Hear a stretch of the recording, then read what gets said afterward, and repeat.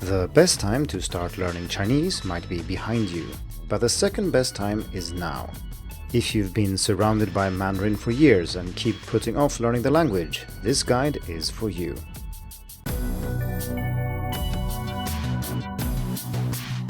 Hello and welcome to the Hacking Chinese podcast. This week's episode is for all the expats out there who might have been living in a Chinese-speaking environment for a long time, but still haven't learned much of the language.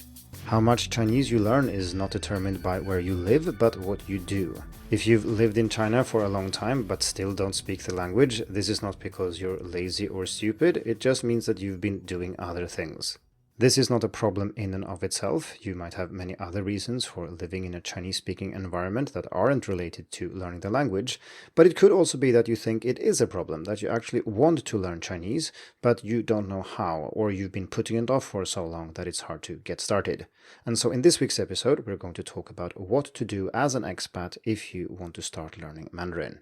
As the saying goes, the best time to plant a tree was probably 20 years ago, but the second best time is now.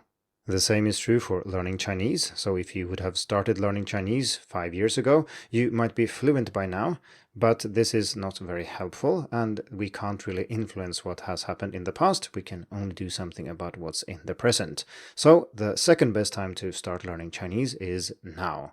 Try to not focus on what you have done or haven't done, but focus on what you are doing now and want to do in the future. Unless you invent a time machine, you can't really do much about what you did or didn't do in the past, so it makes little sense to agonize over it too much. Try to look forward instead. I have talked to many expats who have lived in China for years and don't know more than basic phrases and some words, so I know that this can be difficult, but try not to feel too bad about the situation. If you haven't invested a lot of time and energy into learning Mandarin, you haven't really failed at learning the language, you just haven't gotten started yet. It's important to realize that learning Mandarin as a native speaker of English is not easy. When learning a language close to our own, say if a speaker of German moved to my native Sweden, or a native speaker of Spanish moved to Italy, they might absorb the language simply by immersing in it. However, when learning Chinese, which has almost no overlap with English when it comes to vocabulary, you won't learn much just by hearing or seeing the language around you.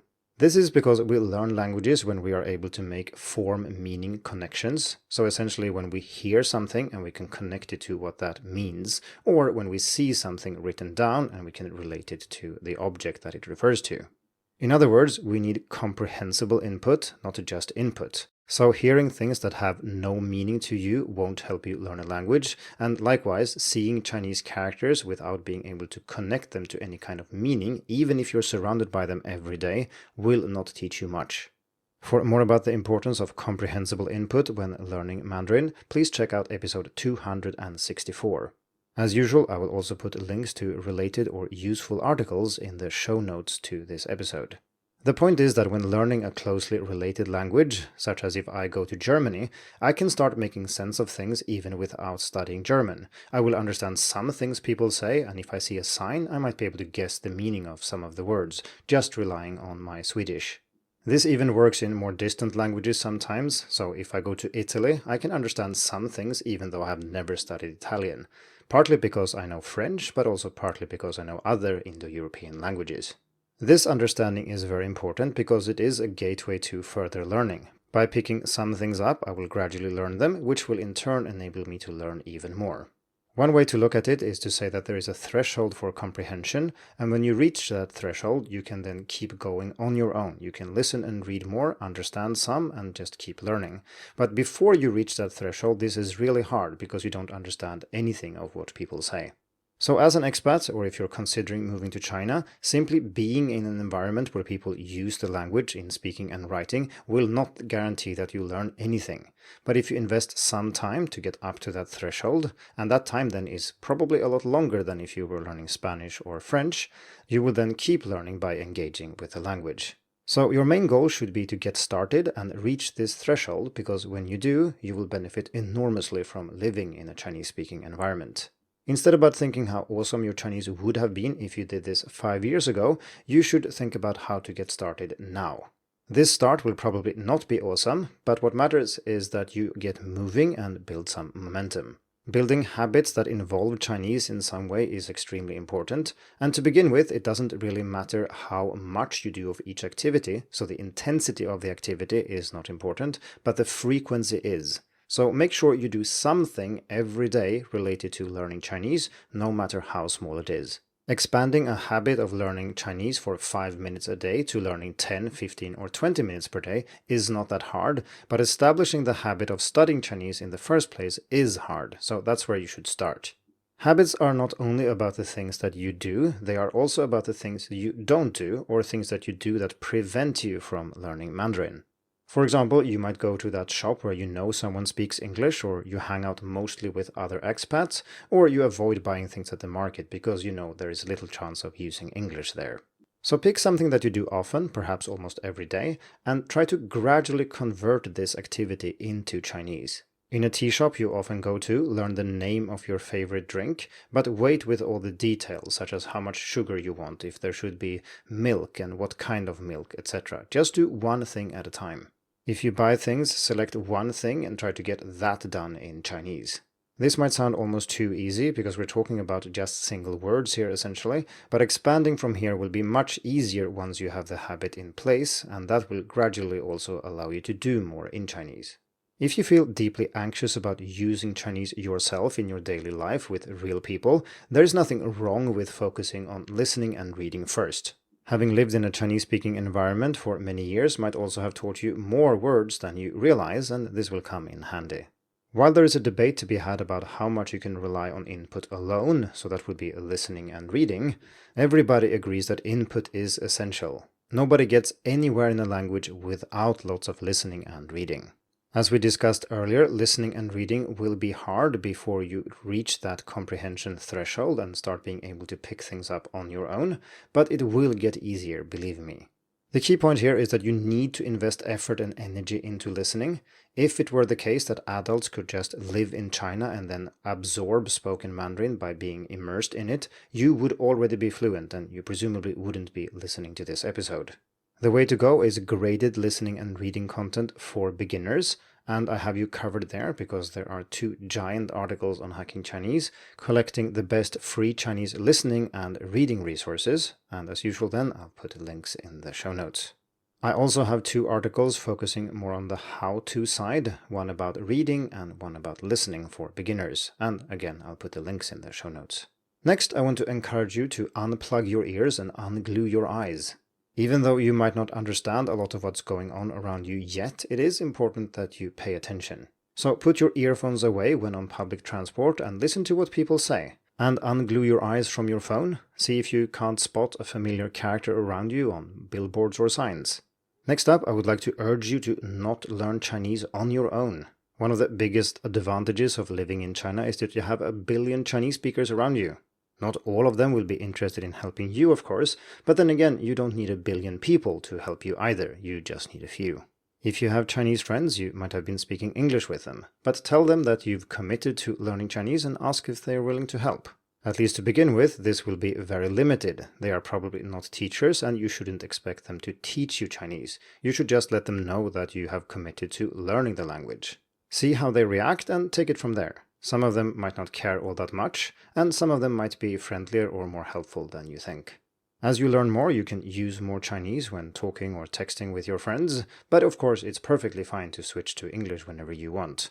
I've written more about this in an article called You Shouldn't Walk the Road to Chinese Fluency Alone, and I'll put a link in the show notes. Even if you have a few friends who are willing to occasionally speak Chinese with you, I would still recommend hiring a private tutor for conversation practice. In particular, you want to find someone who can speak Chinese to you on your level and make sure you still understand without relying on English. You do not want someone who teaches you Chinese in English and explains Chinese words and grammar to you in English. You just want a conversation on your level in Chinese. And yes, in the beginning, this will be very limited, but it's awesome how much you can do with limited Chinese if you know what you're doing. And if you have no idea what I'm talking about here, check out my article about the best listening resources and check out the 0 beginner recommendations and see what those teachers do. They are for literally people who know no Chinese at all and they can still do it only in Chinese. Finding a good tutor is not easy though, and most teachers don't use the approach that I just mentioned. But for more about how to find a tutor, what to do with the tutor, etc., you can check out a series of articles that I wrote about this. On the podcast, it's episode 254, 255, and 258. Another factor to consider is long-term motivation.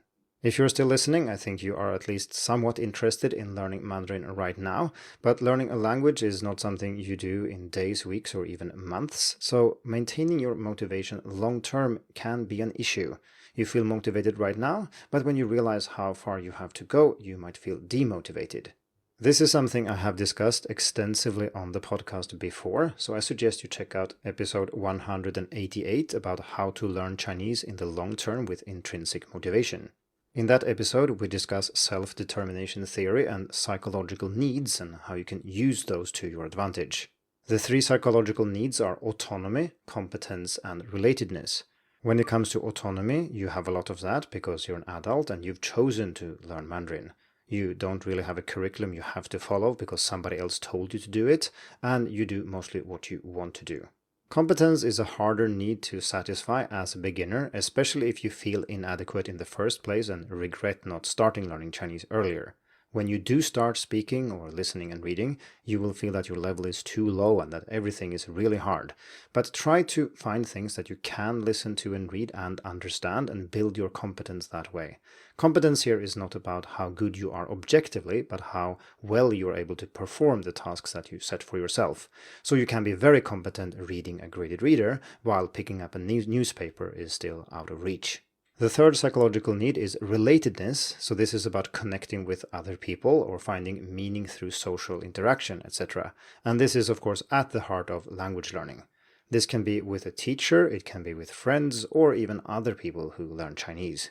In fact, most expats I've talked to who start learning Chinese after living in China for a while cite this as their main reason. It is to fit in socially and to be able to function in society, and this is of course a form of relatedness. There are other useful takes on motivation, such as Zoltan Dernier's L2 motivational self-system that I talked about in episode 292. And this involves visualizing yourself as a successful learner of Chinese in the future, a kind of ideal Mandarin self, and then comparing that with your current state and then figuring out how to get from one to the other. To do this, you need to be clear about what you want to achieve and then see which steps you need to take to get from where you are now to where you want to be. As I said earlier, when doing this, don't do it on your own. It's great to find role models who have done what you want to do. If you can, avoid picking role models like me who started learning Chinese full-time from day one, or people who moved to China with the only goal of learning Mandarin. You might be able to learn things from these people, including from me, hopefully, but if you can, find people who did start learning Chinese later, and this doesn't need to be people online, it could just be someone you know. Finally, I want to talk about the forking path, or how to learn Chinese one small decision at a time. As I said initially in this episode, the only time you can start learning Chinese is now.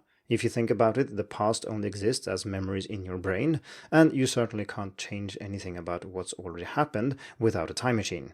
The future hasn't happened yet, so you can't do anything there either, and that only leaves the present. The only time you can start learning Chinese is now. So from now on, when you have a choice, choose something that involves Chinese. Choose to turn off your English podcast and listen to what people say around you instead. And put your phone away so you have a chance to see all the Chinese characters around you. These micro choices might seem insignificant on their own, and perhaps they are, but they will get the ball rolling and you will build momentum. Months or years from now, you will be happy that you stopped postponing learning and got started learning Mandarin. Thank you for tuning in to the Hacking Chinese podcast. If you like this episode, please share it. More information and inspiration about learning and teaching Chinese can be found at hackingchinese.com. See you in the next episode, and until then, good luck with your studies.